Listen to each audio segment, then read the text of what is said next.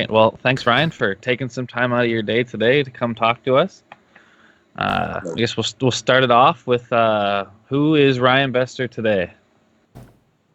Uh, I'm the bowls coordinator at the Broad Beach Bowls Club on the Gold Coast in Australia. It's probably the busiest bowls club in the world. We host a lot of major events. Just this year, we have the World Championships, Australian Open, and every Australian final coming up in October. I love playing for Canada for bowls. I'm lucky enough to do that since 2002. So it's weird now I'm one of the oldest guys on the team. I love playing bowls for that. Still Canadian, even though I live here down in Australia. Yeah, and you've lived in Australia for how long now? I moved over here full time in 2007. It's for 13 years. Wow. And we noticed that you were home. Family, how was it to be home after being over there for so long? Yeah, it was great. It's the first time I was home for about 8 years for Christmas. So my brother Mike, which everyone knows, has 2 little daughters, so it was fun to hang out with them and be the cool Uncle Ryan. Just saw a couple friends from high school, but yeah, just family, and got to watch the football on Sundays at a normal time, which was really good. Awesome, yeah. So, what do you miss about Canada? I know it's not the greens, but what is it about Canada that you miss the most? Probably just family, obviously. That's probably the biggest thing you miss. Probably the sports. I love watching sports. So here in Australia, I'm always at work when everything's on, so I have to record it. So even we're recording this, the Super Bowl's on tonight, and I have to run a ladies tournament. So it'd be nice just to be home on a Sunday night watching it. Yeah. Yeah, you get to watch a lot of bowls while you're over there. Obviously, it's your job and whatnot. So, what do you think's one of the best tournaments that goes on down in Australia? The best tournament is the Golden Nugget Singles, which is held at the Tweed Heads Bowls Club. Only 12 people get invited to it. So it's the best of the best. Even a couple of years ago, Alex Marshall played in it, Jeremy Henry. So it's been going for 30 years, and it's you always want the call every year, hoping that you get an invite into it. I know you've won many events over your time, especially while you're in Australia. I'm just wondering, from my perspective as a coach, what do you attribute your your evolution from when you won the Worlds, you moved down to Australia, and now you're at the top of the game consistently in finals in pretty much every big event? Probably just drawing. When I first came to Australia, I had to hit a lot because I wasn't good enough on the draw, especially on the quick greens here. But especially the last 7-8 years, I don't really drive too much unless I have to. I mainly focus on the draw. Probably a lot of practice. When I was in Canada, right after school, I'd go to the greens and practice, almost every day. When I first came to Australia, all I did was play tournaments. Yeah. A club looked after me, so that's how my job go away, playing tournaments, just playing all the time. You learn so much. So more the mental. If I lose a game now, it's more of a mental mistake than a physical mistake. So I try not, it's a total mental game. So just make sure you play the right shots, lose 1s and 2s, and pick up 3s and 4s if you can. How much do you would you say you practice today as opposed to what you did when you lived in Canada? Probably not as much, just because it's 12 months of the year here. So I really don't get a break. So currently we do have Premier League, which is just on weekends, and there's no real tournaments on. So I play Wednesday night. My club, we run a social, and I'll roll up Friday before playing on Saturday. But once May, June, July, August come, playing almost every day. So don't practice as much unless something is going wrong, then I'll go and work on it. As the bowls coordinator for the Broad Beach Bowls Club, you obviously bring in and organize some major events. With all the hard work you do and all the stuff that you goes into actually making a club great, what are some things you think Canada could actually take from that to make the sport a little bit better here? I think one of the things, just yesterday I did pick 81 players to play for our club, and we play against other clubs. So I know my brother Mike, he started the Premier League in Ontario, which I think is great. Playing against other clubs, a bit of a rep game, is playing against, you're going to play against the best players. So if you go into a tournament, say in Niagara Falls, for example, you might not play against the best, whereas Premier League you are. So it's good for selectors and all that to see how you are going against, the rest of the best players. And then maybe after the Nationals, the Canadian Nationals have selectors pick 5 from each province and play off against each other. So I'll probably help the national team and selectors. So then, my goal was to try to get picked for Ontario, because right now your first representative game is playing for Canada. Right. Really.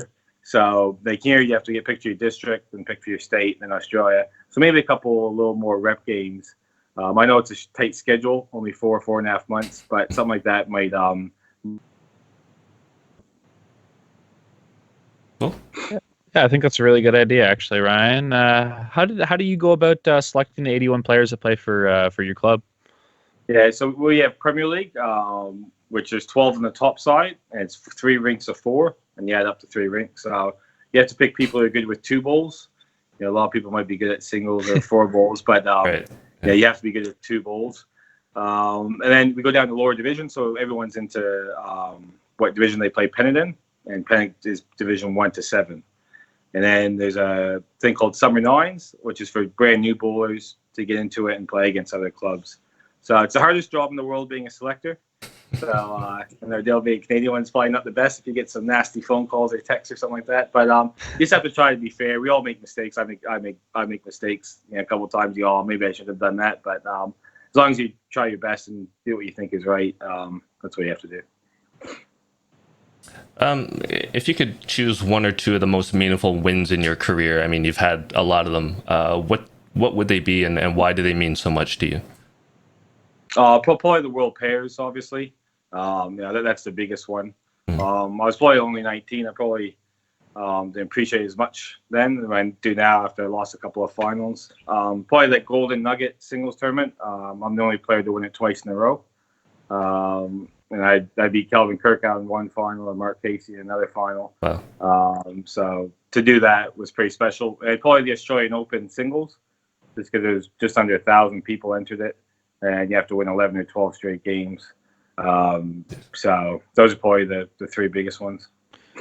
Now, with that being said, what do you think is maybe the biggest event you hope you can win one of these days? Probably the World Singles. That's probably the biggest one. That's probably my best chance in a couple of months here, because the final will be at my own club. So that should be a big advantage, hopefully. But yeah, that's the one.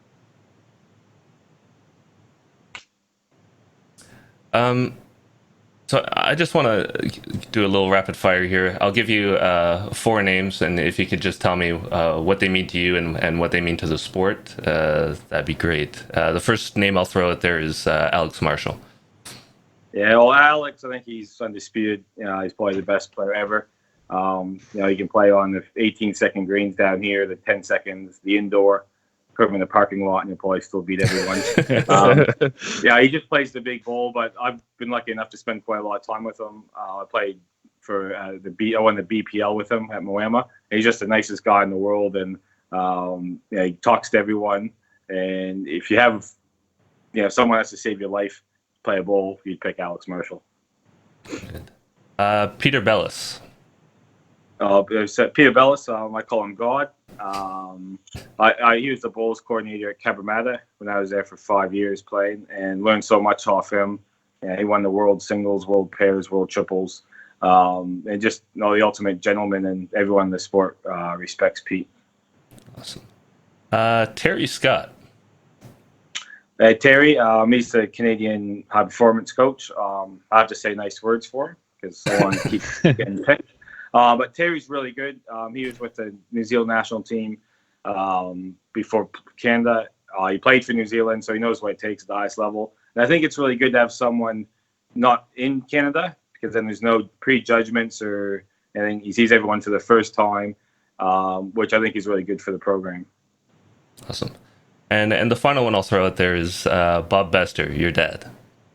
Yeah, Bob. He'd be one of the best leads.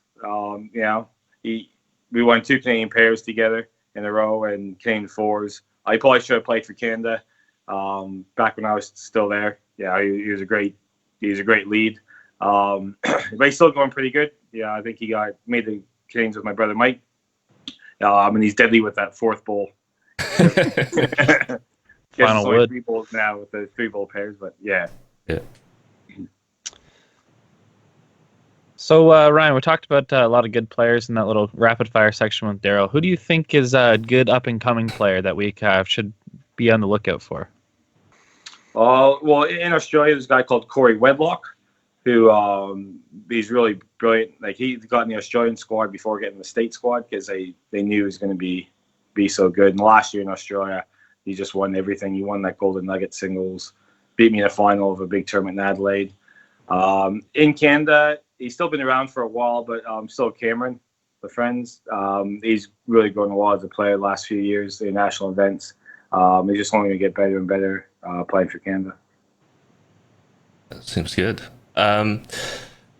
So recently, at least from what I've seen, there's a lot of Canadians going down to Australia and New Zealand to play, and to play for a long period of time, say like 6 months, or even to move down there permanently. I can think of like Kelly McCarahan's down there now. Leanne Chinnery, who's on the national team, is down there.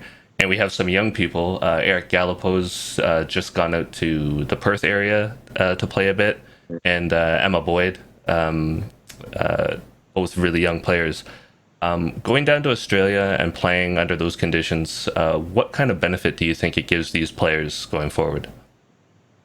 Just the competition here is so hard. The average player is still so good. You know, if you play bad, you're going to lose no matter what. You can't play bad and you're going to win. Just the consistency of everyone. And the greens are so good that you actually can play good bowls. And playing 12 months of the year. It has to help doing that. But all the clubs have facilities like restaurants, bars. So a lot of players can get jobs at the club. So you get some time off when you need to play and you don't have to worry about anything like that. So just a huge advantage playing against the best in the world week in, week out. So when, say for myself, we play pennant. I might be playing Kelvin Kirk out one Saturday, and Aaron Sheriff the next Saturday, and Eric Johannes who plays South Africa the next Saturday. So every week you're playing an international game, so your game can only get better. So like Kelly, she's won a lot of single stuff down here, and that progresses when you play for Canada. And Emma, she's at the Tweed Heads Bowls Club. So just playing with all the great players, you learn so much that it's a huge advantage. Right. What do you think about the recent selection of the Canadian national team for the World Bowls Championships? I think it's really good. I think there's probably only a couple people that could broke into the team. But like the women at the last Commonwealth Games, they made 4 bronze medal matches, which you can't really go too much better than that as a 5-person team for the women. The men, John Bazier, he went really well. We won the multi-nations pairs, and 8 years ago we got bronze at the world pairs. He's great on the greens down here. And just the last, the Asia Pacifics and the multi-nations, we've all really clicked together, good team spirit, and we're getting some results. So looking for a big World Bowls in a couple of months.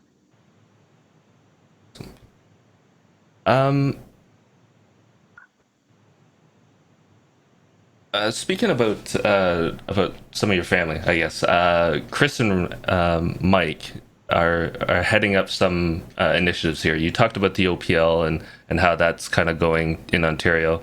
And Chris seems to be the spokesperson and the PR guy for the PBA here in Canada. And both recently played over in Potters on the blue carpet. I'm just wondering, those 2 initiatives and what they're doing, what do you think about the stuff that your family's doing for bowls here in Canada? Yeah, it's great. I know Chris, he's really passionate about the PBA. Probably don't have as many members as what they hope for, but he's hoping, he always tells me if anyone from BC or Alberta or any of the other provinces want to start one up, they'll work together to make sure everyone who wants to play the PBA and a chance to go and play against the Alex Marshalls and Paul Fosters of the world, they have a chance right across Canada. So that's really good from Chris. Mike, that Premier League, even though I watched a couple of results on that. And I think it's good. I think that's what the game needs. It's better than paying $10 playing 3-4 win $15. Yeah, you're better off, playing with your friends, get a team together, and have a goal and have like a hockey season. It's like a season, and try to win the big thing. So that's what you have to do. You need people to think of initiatives like what you two guys are doing with this podcast.